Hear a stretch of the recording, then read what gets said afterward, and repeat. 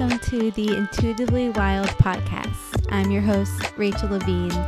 Living intuitively wild is about coming back home to ourselves.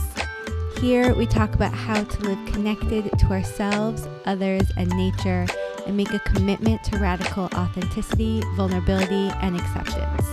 On this podcast, we delve into a wide range of topics that span the human experience. We peel back the layers and talk about the things that are often not talked about. This is a space for us all to walk and wander this path of life together. Let's dig into our roots and go deep. Okay, today on the podcast, I have Brandi Healy. And I just finished recording with Brandi, and I am still smiling because her energy is contagious. She has so much joy and so much light and wisdom to share, and I am so excited for you guys to listen to this conversation. Brandi is a yoga teacher and a human design guide, and we go deep on human design. We talk about how she pivoted her career, how she found human design, how it impacted her life, how she embodies human design and embodies her purpose, how she uses human design when in relationship with her partner and when raising her children. We talk about Brandi's experience being a projector and the importance of really coming back to trusting ourselves and our inner knowing, and in human design, what is called our authority. We delve into some of the details and misconceptions that are a part of the human design world and try to simplify it and make it more practical and applicable, as we do, both having 5s in our profile. I hope that you get so much out of this episode. I hope it deepens your understanding of human design and encourages you to understand yourself and accept yourself and align with your truth on a deeper level. Brandi and I both love using human design as a tool to help people align with their purpose and align with their true self. And we both would love to hear from you if you have any questions or insights or want to work with us. All of our info is in the show notes, and Brandi goes into her work and her offerings in the episode as well. So let's get into it. Brandi, welcome to the podcast. I'm so excited to have you. And I want to start off with a question that I tend to begin my podcast with, which is, what is something you wish people knew about you that you don't think many do? Oh, so juicy. Like right out of the gate, you're like, let's just go there. What is something that I think something that would really surprise a lot of people is that I'm actually an introvert. I think when people first meet me, they're like, oh, you're so friendly, you're so engaging, you have this really like boisterous, gregarious personality. But like on the real, I like my alone time. I like being at home, like in my own cozy little environment. And, I have my own podcast. Things that I do in my work really require me to speak in front of large audiences, to kind of like really be in front of people, but that's not really my comfort zone.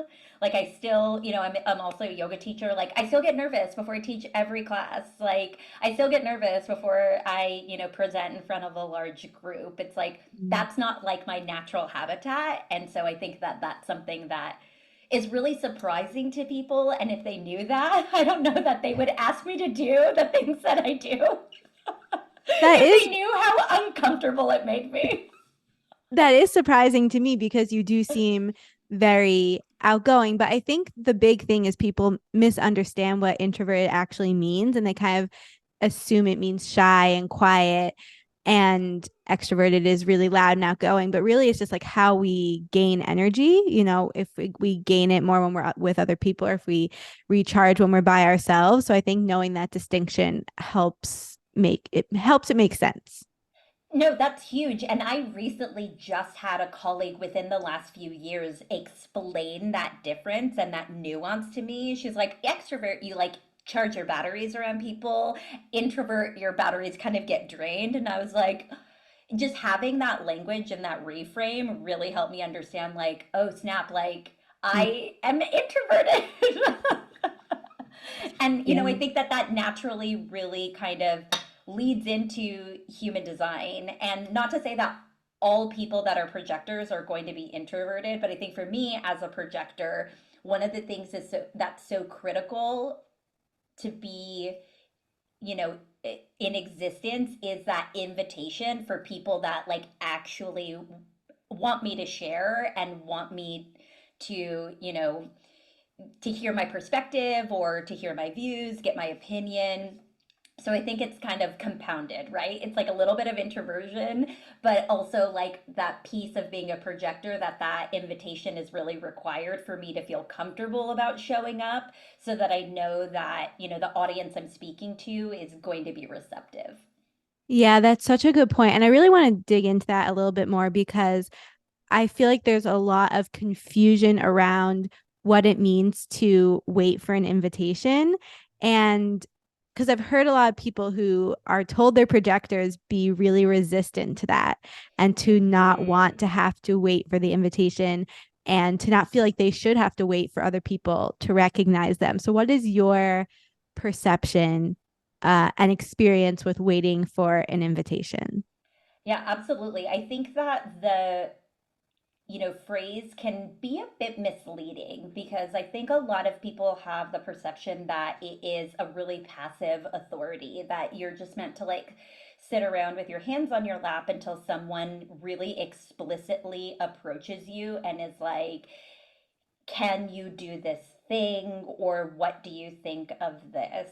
And I think one of the nuances of being a projector is we can't be invited to share our thoughts, our views, our insights if we're not letting people know that we're available to share them. So it's like this slippery slope of you really need to make yourself be seen in order to be invited in. And personally, like I've really struggled with that. Like it just said, it feels really gross to me to like put myself out there, but I know that when I do and I say, this is who I am, this is how I can serve you, and kind of just leave it at that, it puts the ball in the other person's court to, you know, actually invite me in. If I'm like, and I have to be really explicit about like, this is what I'm available for because not all invitations are created equal. So even if someone is like, I really want you to do this, as a projector, that recognition feels really good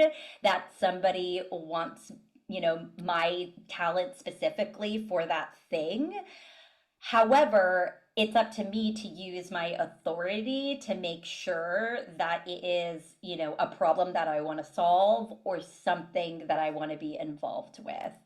And, I think that for one of the things that I've really realized is, trusting my authority on recognizing which invitations are the right ones for me is so critical. I think another piece to this is also really understanding that I can ask for an invitation. So, like, a really common example of this is, with friends and family members, that come to me with problems. And so oftentimes, like, I find myself saying, like, do you just want me to listen or do you want advice? And it's definitely still a skill I'm working on because like I just want to jump in there and just be like, this is what you should do. And sometimes that's not what people want. Like one of my very close friends has a talk it out authority, which means, she needs to process by talking out her decision. So with her, I know out of the gate, probably just like be quiet and like hold space, but also like asking her, do you want my opinion or do you just need to like that sounding board? Yeah, and that's why it's so helpful to know the human design charts of the people in our life so we know how we can show up for them and also how we can communicate to them best and how we can just interact with them in a way that's most aligned and easeful for everyone involved. Yeah, it's so supportive because then it really becomes this understanding that you have with people that, like, when my girlfriend is like, I just need you to listen, I don't get offended because I know that's her process. And it's not that she doesn't want my advice, it's that she needs that sounding board to help her get to a place to make a decision that's right for her. And so then it causes less tension when we can understand the differences and don't expect other people to operate the same as us. Exactly. We assume everyone is like us and needs the same things as us and thinks the same as us. But that's one thing that human design has highlighted so much for me and has helped me realize is that we are all so different and we see the world from different lenses and we feel the world differently. And so Mm-hmm. honoring that and appreciating that in everyone is so helpful. And I want to circle back a bit and dig more into how you first found human design and what that journey was like for you. For sure. So, I first found human design about 3 years ago. And, you know, when I first found it, I found it on a podcast. And when I looked up my chart and kind of followed along with the podcast and realized that I was a projector and what it meant to be a projector, that, my energy kind of ebbed and flowed throughout the day, that I was hardwired for efficiency, that I'm really meant to be like a guide or a leader versus a doer. It kind of hit me like a ton of bricks. Like, oh my gosh, like this makes so much sense as to why I've landed in the space that I've landed. And at that point, I had spent 2 years really reconfiguring my life to slow down a lot. And so, at this point, it's been almost 5 years ago that I was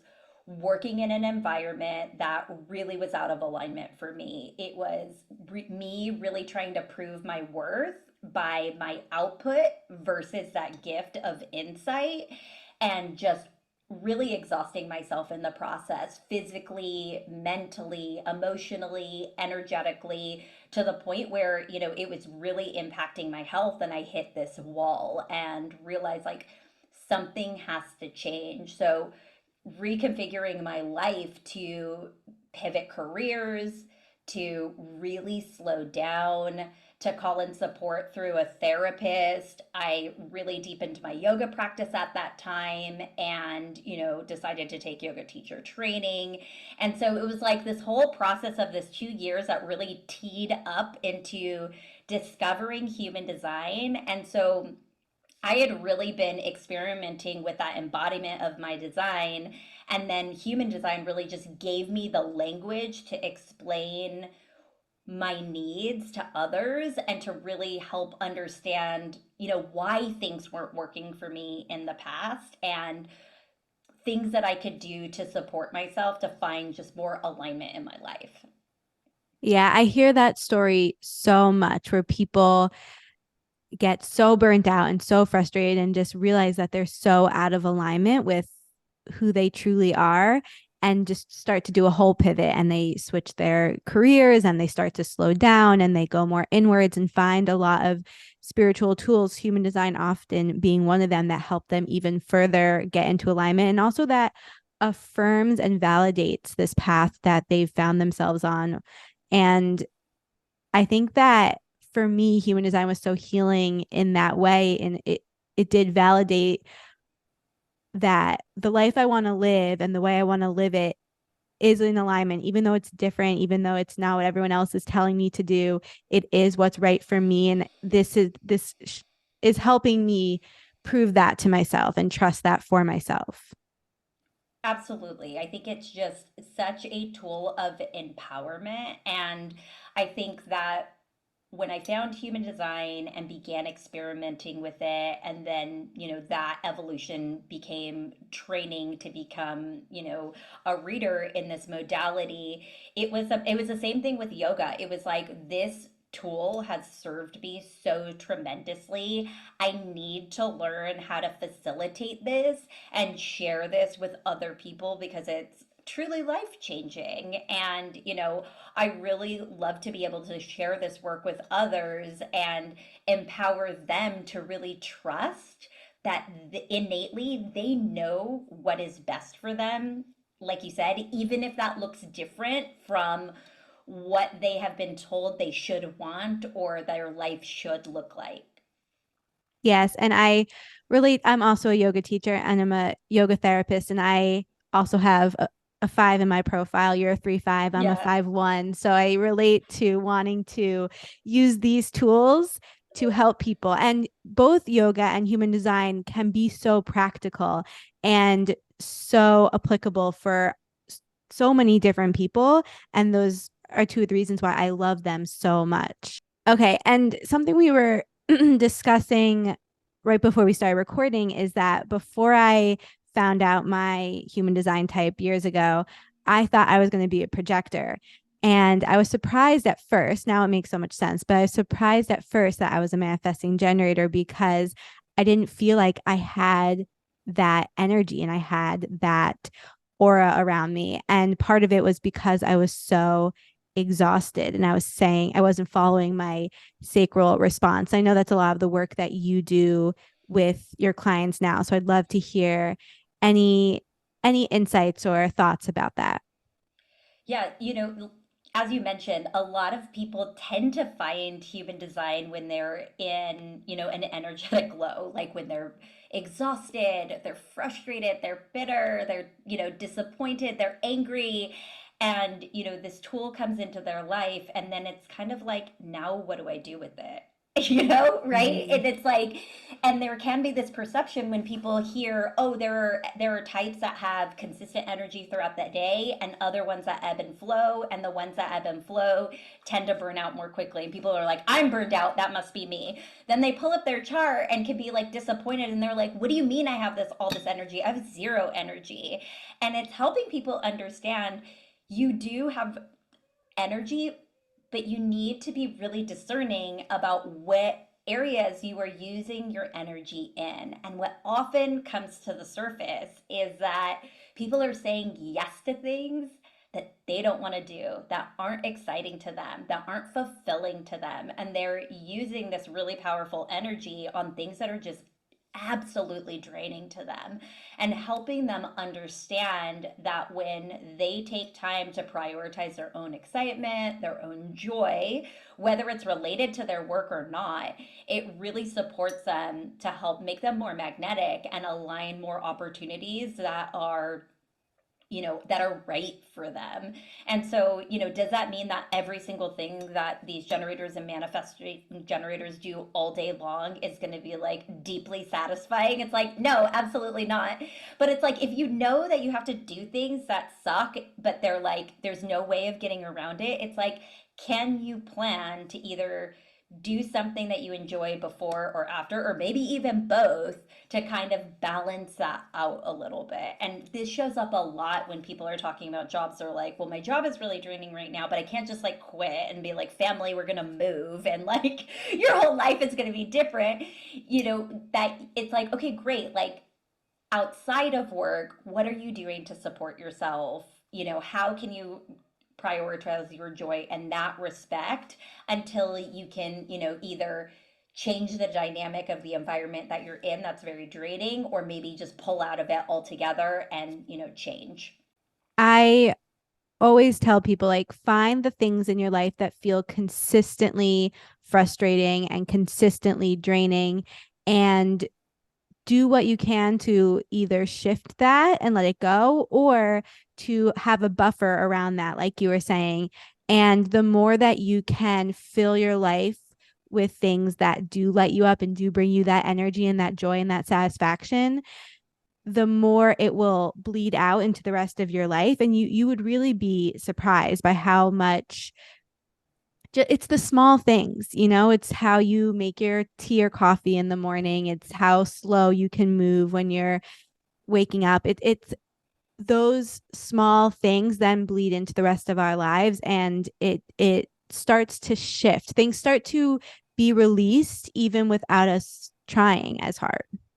Yeah, absolutely. And I've seen this, show up so much in clients that, lean into hobbies that they have or supportive relationships. And they start to realize that the things that bug them don't bug them as much anymore Mhm. because they've made space for things that they really enjoy and they have things to look forward to. And I think that, for non sacral types, those manifestors, reflectors, and projectors, when they come really burnt out, it's because they're trying to keep up with everyone else, right? Or measuring their worth based off of how long they work or how much they do instead of really trusting, their gifts of guidance, of insight, of, being disruptive change makers, whatever those things are. And, a lot of those boils down for all of us is this challenge that we have of really understanding why can't we say no? Why can't we say no? And that's a lot of times like what it is, like a lot of the work that we're doing is understanding why we can't say no. And oftentimes it comes from one of two places, is that we don't want to disappoint or that we're seeking approval.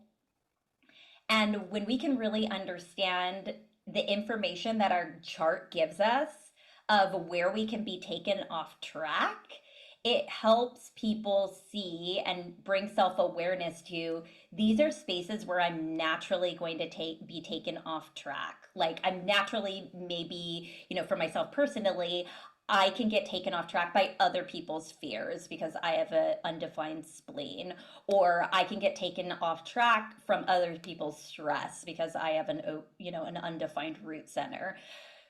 So I can recognize those things. It's like, is this my stress or am I just like amplifying someone else? Okay, cool. Like now that I can identify that, that's not the space I'm meant to make a decision from. I'm really meant to trust my authority of waiting for clarity and get out of this emotional heightened state of stress from these other people, wait for that to kind of pass and choose from a place of calm. That's such a good point. And I'm curious actually, because I also have a wait for clarity, emotional authority, but I also have my sacral defined. So I do have that initial gut response, and then I have to wait for time to Mm-hmm. pass and for that clarity. So for you being a projector and not having that sacral connection, do you have an initial response to something, or is it really just develop over time? What does that feel like for you? I think that when something is a yes for me, there's definitely still an initial response. And I also have another motor center in my chart defined. So I have my ego defined. So it's like, your other defined centers are certainly going to inform the sensations you experience when something is like a no or a yes for you.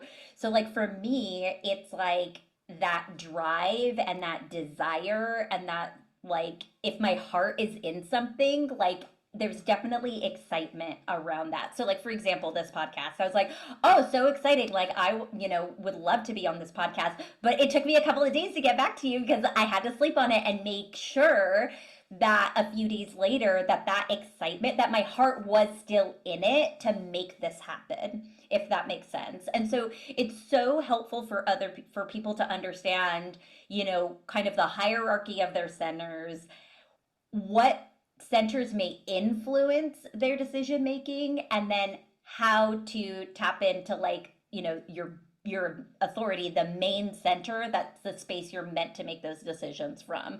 So for generators or manifesting generators that are a wait for clarity authority, it's about listening to that initial gut hit, taking space, and then saying, is that gut hit still there? Exact. I think that you stated that so clearly and beautifully. Thank you. Of course. Was there a part of your chart that you were most confused by when you first discovered human design? I definitely think it was the defined ego because it was, like people with a defined ego, like we're supposed to be like these really motivational people, that we're supposed to, in our wisdom, we are very confident. In our shadow, we can be arrogant, but there's also like another layer to the shadow side of a defined ego, which is like similar to having an undefined ego, which is about doubting our self worth. And I feel like I was living in that shadow for a really long time and really questioning my value. And so it was so useful to kind of know that just because you have a defined ego doesn't mean that you're confident all the time or doesn't Mhm. mean that you're motivated all the time. And I think that that's where it was so helpful to understand my strategy, like what is the right way to know if an opportunity is right for me, like how it enters into my life, and using my authority to decide whether that's the best place to put my energy. I relate to that a lot because I also have my ego center defined, and sometimes I can be in that shadow side. They say people, it's exactly what you said. I was like, people with their ego center are always supposed to be confident and not worry about their self-worth. And I couldn't relate to that for Yeah, so I was like, long. I was like, what are you talking about? what? So learning more about it. That's why human design is so nuanced. That's why I always say to people there's so many different layers to it, and it shows up differently for each person. So you can read one description about part of it and it not resonate because it's not how it's showing up for you.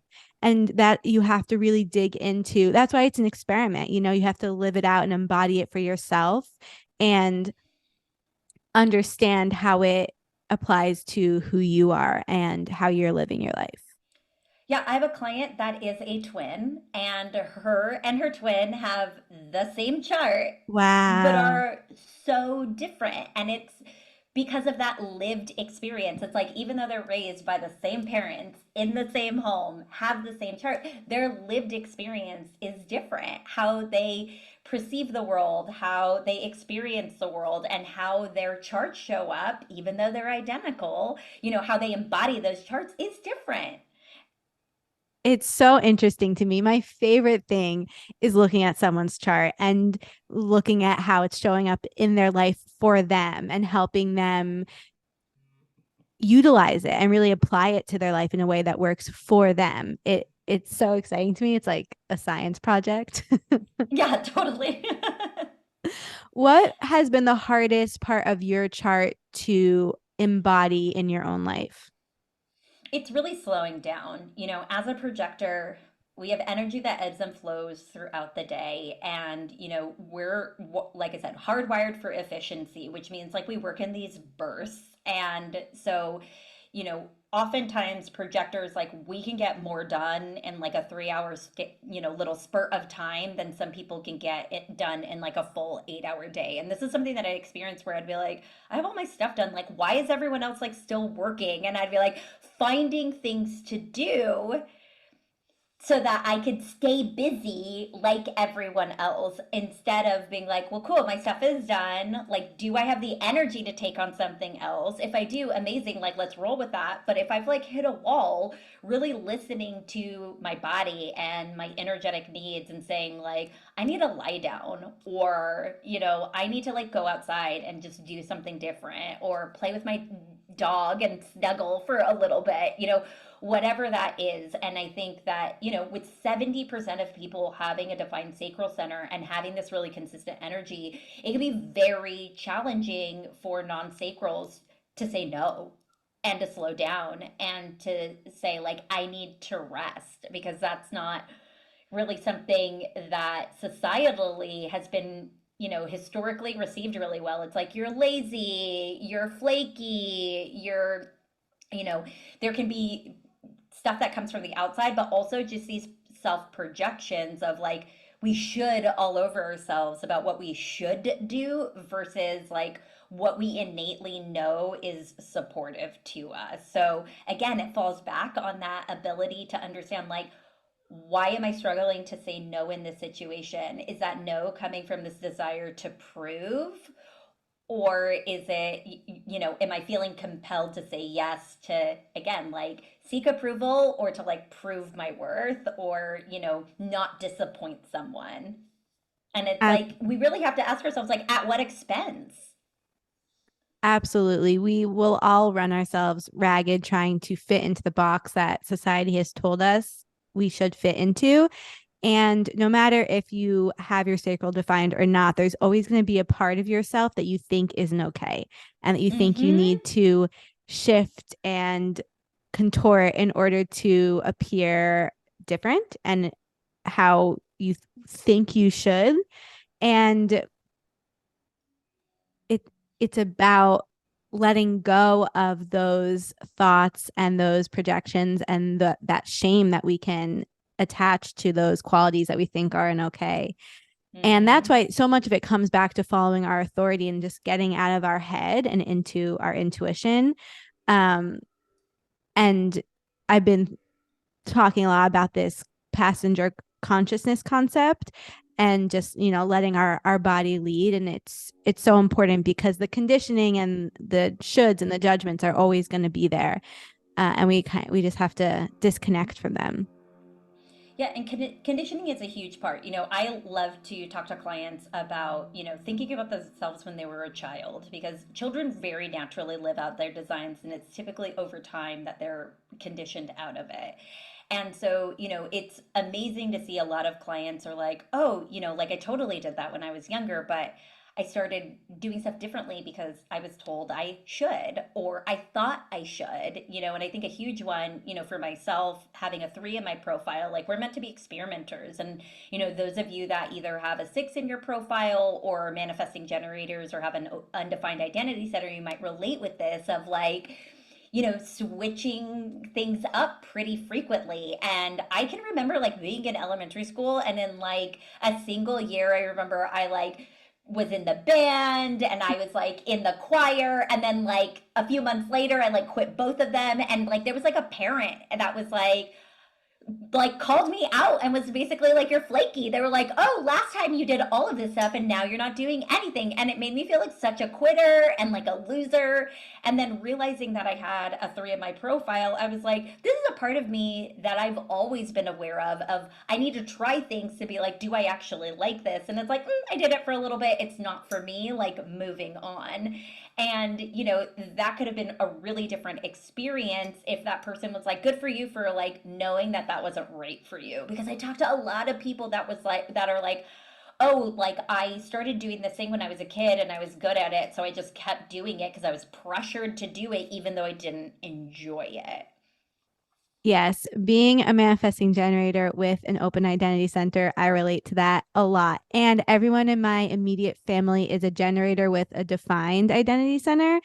So I was Mm. always kind of the one who who shifted more and was more fluid and always wanted to do different things, and they were more, consistent and had that sense of direction. And I like to say now I'm mastering the pivot, and I have to trust my energy and where it's leading. And that can be really challenging because the world does not understand that. And I think it's getting better for Oh, for sure. sure.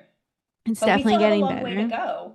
We still have a Yes. long way to go. And that conditioning, I think, is very layered, right? There's like societal conditioning, there can be cultural conditioning, familial conditioning, gender conditioning. Like when we think as women, how much like centuries of conditioning around, being available as, you know, caretakers of both children and adults, of just like others, and really being pressured to sacrifice ourselves for the comfort of others, right? It's like you're meant to be a good girl, you're meant to be quiet, you're meant to just say yes, you're meant to make everyone else happy. And it's like, how dare you do something that upsets someone else, or how dare you put yourself before others? And like myself, I'm Mexican. I was, raised Catholic. And so it's like there's a lot of cultural and, religious conditioning that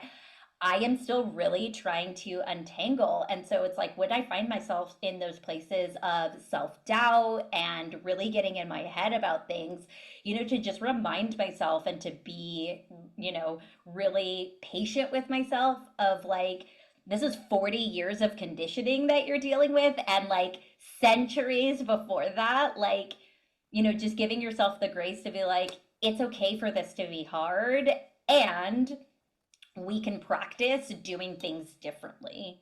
We always have to have grace and compassion and softness for ourselves because it all makes sense. Like why we are the way we are, it makes sense. And that makes me curious how you help your children grow up authentic and aligned, and if you use human design when raising your kids. Absolutely. So my partner is a manifesting generator, and my 14-year-old son is a projector, and my 10-year-old daughter is a manifester. So, Wow. yes. So, we have a lot of variation in our home, and, my husband and I really look to their designs to help us support how we parent them. And I think it has been so useful to understand how they're different and support their individuality. With both of them being open sacral centers, I know an overpacked schedule is not going to serve them. And they both, go to school, they both have activities after school. And I used to think because they didn't want to do play dates, they didn't want to really like meet up with their friends on the weekends. I was like, what is wrong with them? Like, you should want to do these things. Like, I'm guilty of this as well. And once I knew their human designs and was like, oh my gosh, like, they're getting enough stimulation between school and like baseball and dance that when they're home, they need alone time. Like, they're both like, you know, all about like their cozy bedrooms. So we've really worked with both of them to make their rooms like really supportive spaces for them. They both have undefined identity centers as well, so they're super sensitive to their spaces.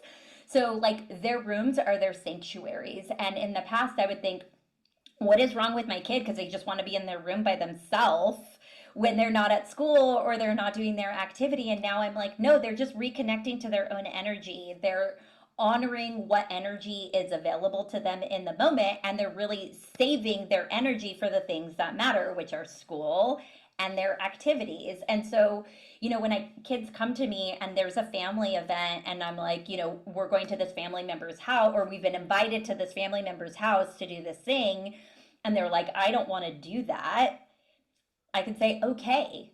And sometimes I have to say, like, too bad, because that's the reality. But at least I can now have the language to say, I understand where you're coming from.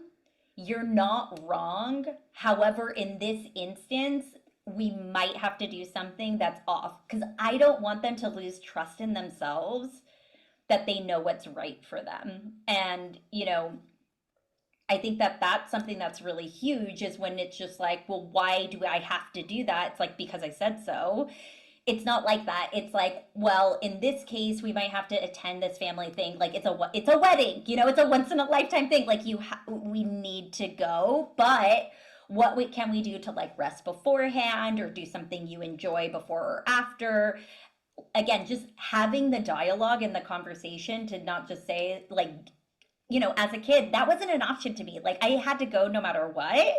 And if I pushed back, it was like this guilt trip of like, how is that person going to feel? It was, again, like me trying to satisfy somebody else and do what I thought should have been done versus what felt right for me. And I think the earlier we can give our children permission to trust that they know what's right for them, the more that we set them up to be adults that feel really confident in their decision making. And I think a really good example of this that has come up recently in our home, our son's going to high school next year, and it is not like it was when I was a kid. It was like, you live here, you go to this school, unless you're a genius, and then you can apply to these genius programs at these other schools, and go there. And now, where we live in Southern California, we're in a district that offers of variations of different programs for kids to kind of go into when they're in high school, to kind of set them up for where they want to go in the future. And a part of me was really wanting my son to go to a specific school and be in a specific program. And we did the whole like high school fair. He talked to all the different people, and he's like, I want to go to that school, but I want to do a different program. And so badly. And he will tell you, I low key badgered him, but I really had to check myself and be like, step away. Like, he knows what is right for him. And I was like, and in the end, like, he's a 4-6. So with a 6 in his profile, those first 30 years are meant to be about experimentation. And I'm like, why are you like trying to get in the way of your child like embodying that in experimentation phase of his life? And it's like he's going to learn from this, if this is right for him or not, if this is a path. I'm like, he's 14 years old. Who cares? Like, at the end of the day, it doesn't matter. I'm like, it's high school. Like, I don't want to put that pressure on him. And I also don't want him to second guess himself or to come to me and say, like, what should I do? I want to be able to say, like, you know what's best for you, trust.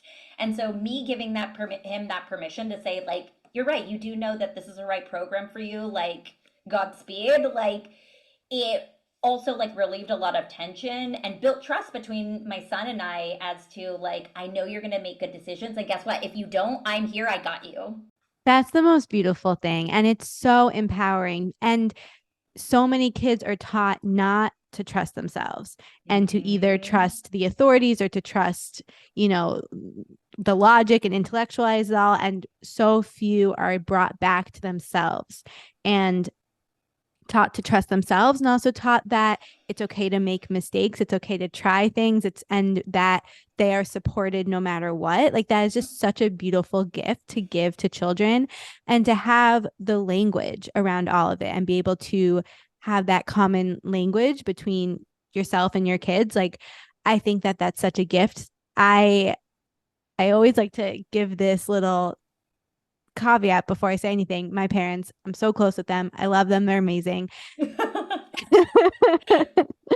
And I can just imagine what knowing my human design would have given to me when I was younger, because there were so many times where I needed different things. And yes, they definitely learned and adjusted as we went and, you know, catered to each child uniquely. But just to be able to understand myself on that deeper level and to have been brought back to my own inner guidance would have been so powerful, and also would have been beautiful to see them embodying that even more within themselves, you know? So Mm-hmm. I think walking that for yourself and then teaching that to your kids is everything.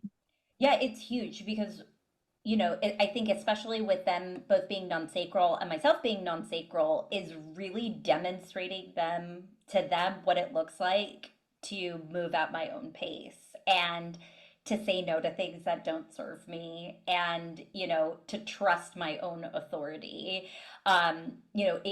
It really empowers them to do the same, and they're like, oh, if my parents are doing this, then that means that I can do that too.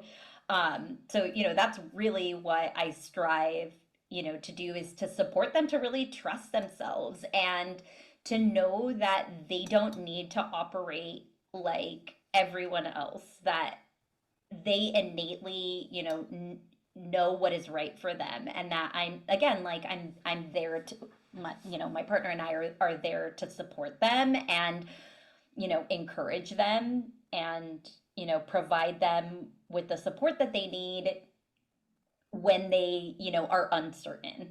Yes, we have our own innate operating system within us. And if we can just stay connected to it, it will guide us, even if, there are times when it's quiet or we feel anxious about it. We can always, the goal is to just always come back to it, always come back to it, and to strengthen the trust that it will guide us.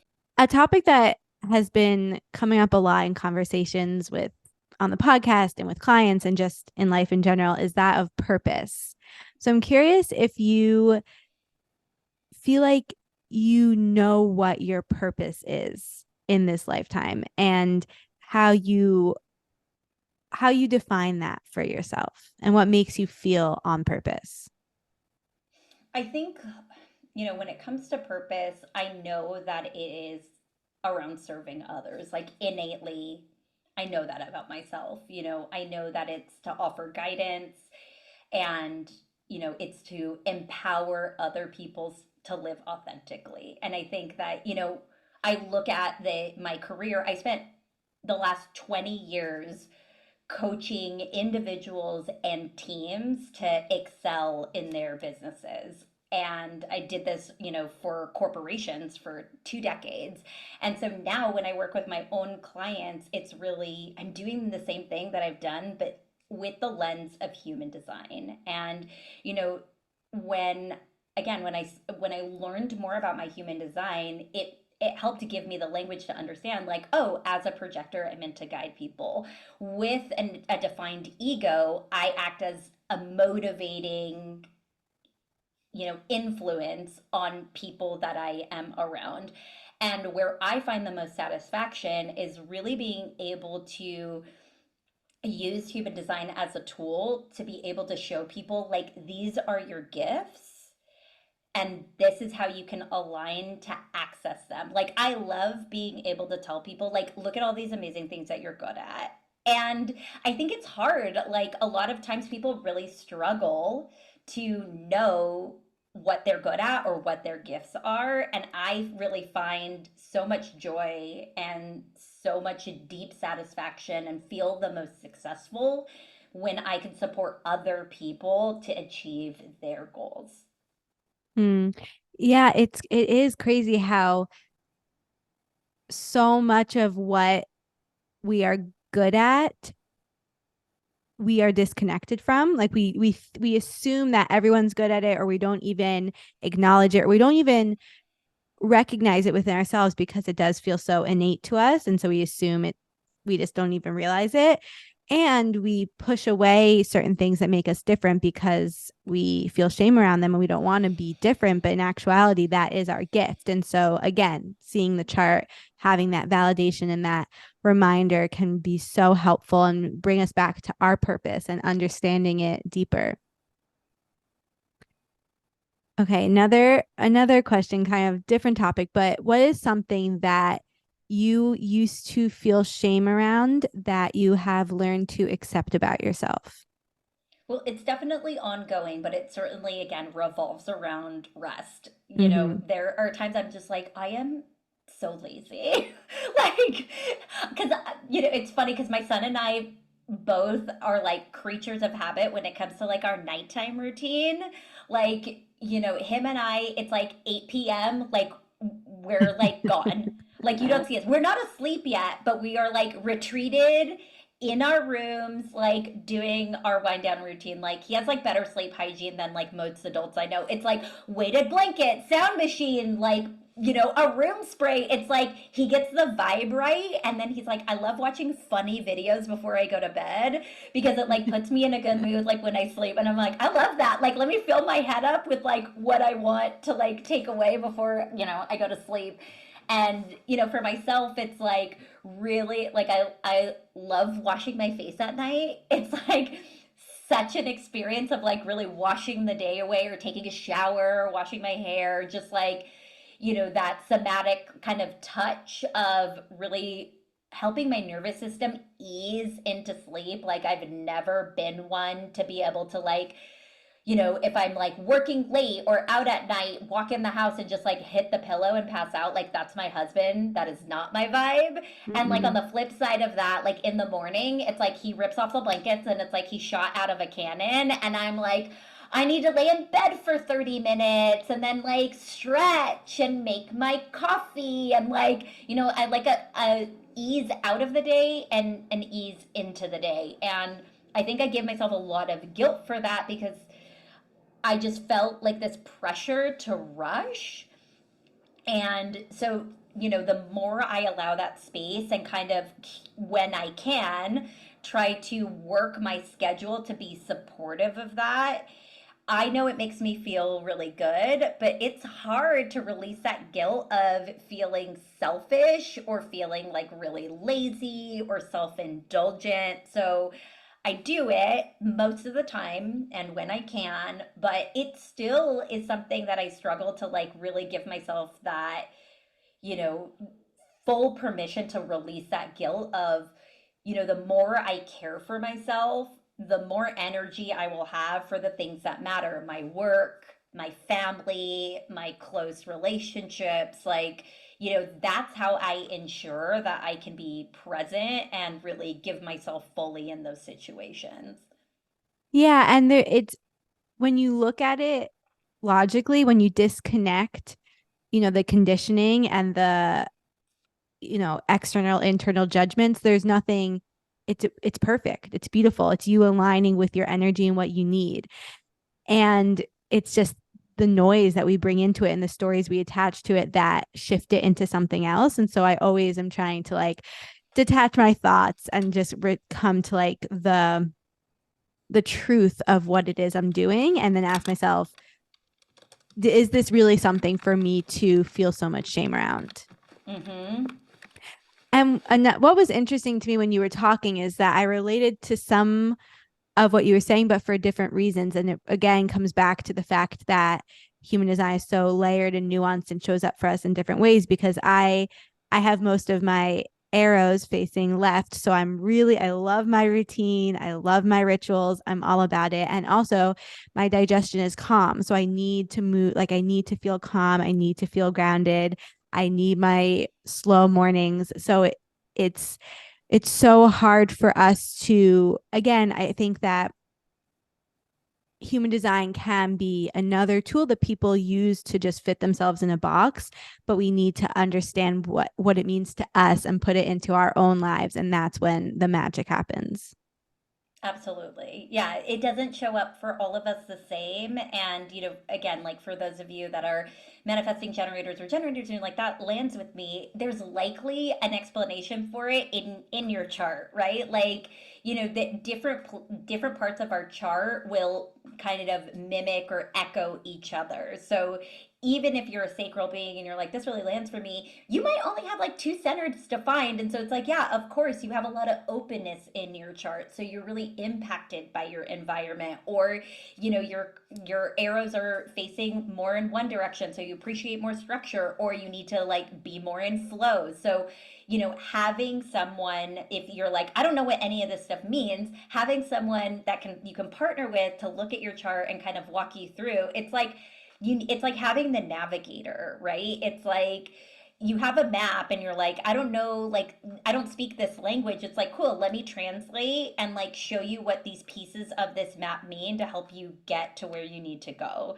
That doesn't mean you need to understand like every line of longitude and latitude on this map for it to make sense of it, but I can show you like how to use the coordinates, right, to like find your way in general. And I think that that's where having someone kind of walk you through your chart can be really supportive, because they can really meet you where you are in your life right now and just share the pieces that are gonna, be the most impactful for you. And oftentimes they're the most simple. Yeah, it's so true. It's like if you just know your strategy and authority, that can take you so far. And I find that people can get really overwhelmed by all the language and all the different pieces of the chart. And not everyone's here to know all about human design at all. No, you don't have to know it all for it to be useful. And so many times I'll have people that'll come to me and be like, tell me about my incarnation cross. And they're like so out of alignment with their type. And I'm like, we need to slow our roll. I like to frame it up as it's like the same as a person that walks in for their first yoga class. And you're like, what do you want to work on? And they're like, I want to do a handstand. And it's like, well, can you do one already? And it's like, no. It's like, amazing. We're going to spend time so that you do like a killer plank first, and then we'll ease our way into that. So, my advice to those of you that are out there that are just coming into human design is like, learn your plank, like get solid in your plank, get solid in your foundations. And that's really, those big three of type: strategy, authority, and like those are the most powerful. Yes, absolutely. I could not agree more. What is something that you wish people talked about more, or that you wish you were able to talk about more? I think it's just how useful and practical this tool really is. Because I think when people first hear of the origins of human design, it's like, Ra was in the forest in Ibiza and like channeled the system. People are like, that sounds like bullshit. I'm like, it does sound like bullshit. But, again, taking it back to yoga, it's like, can you come into this with an open mind? Take what serves you, leave what doesn't. And if there's things that need to be modified to be more comfortable with it, then like modify, modify and and take what really works for you. And if there are parts of it that like don't land with you, just leave it. Just leave it. And just take the pieces that feel like they're going to be the most supportive to you. I am very much of the mindset that it isn't all black and white, that it's a lot of gray, and it's really up to you to determine how light or how dark you want that gray to be. I completely agree because again, if we are just blindly following a system that we don't fully resonate or understand, we're not even following the system because we're shutting off our strategy and authority. Right. So if we can follow our strategy and authority to lead us to the parts and the pieces that actually are applicable for us and necessary for us right now in our life, then that's all we need to worry about. So, living intuitively wild means living dedicated to your true, authentic self no matter what. How do you feel like you live intuitively wild? Oh my gosh, I say no a lot more than I used to. And I think that that is, one of the most powerful things that I've really learned is like the power of saying no. Because when we say no to the things that can't serve us, it creates space for the things that do. Yes. Yes, 1,000 times yes. I, it's honestly, if I had to have, you have such an energy that draws me in and is so Oh, you're impactful. so Like sweet. you're Thank no, you. it's true. And it just is such a light, playful energy and grounded in so much wisdom and presence. And I'm just so grateful for you for coming on the show. Please tell everyone what your offerings are, how they can find you and work with you, and all the things. Now, first, Rachel, thank you so much. That was just music to my projector heart, feeling so valued, so recognized. So I appreciate you. And for those of you that are looking to chat with me, like if you're still listening, like I have a girlfriend, Laura Sinclair, and she's like, if you're still listening, we're friends now. Yeah. So, I am on Instagram. Like, you're going to be like, you haven't posted in a while. Like, hit me up in my DMs, say hello. I'm at Modern Redhead. And I would love to hear from you, to hear, what you took away from this conversation so that we can chat. And, as a projector, one of the things that I've really found is I love working with people one to one, but I didn't love single sessions because it was like hit it and quit it. And it was like, I feel Mm-hmm. like a lot of times people walked away from a single session feeling really overwhelmed and like bamboozled. They're like, I just got so much information and I don't know what to do with it. And that really led me to start to work with people in containers of 10 sessions where we are really diving deep each session into one particular part of their design and understanding how that shows up with their in their life, like what it looks like to live in their wisdom, where they can get taken off track, and having that accountability and that those checkpoints people really found to be very supportive. So if that's something that interests you, I would love to hear from you if you'd like to chat about it. And I also have a podcast called Well Designed. So it is with my amazing co-host Kyle Wood, who is a has a online business that is for boot camp instructors.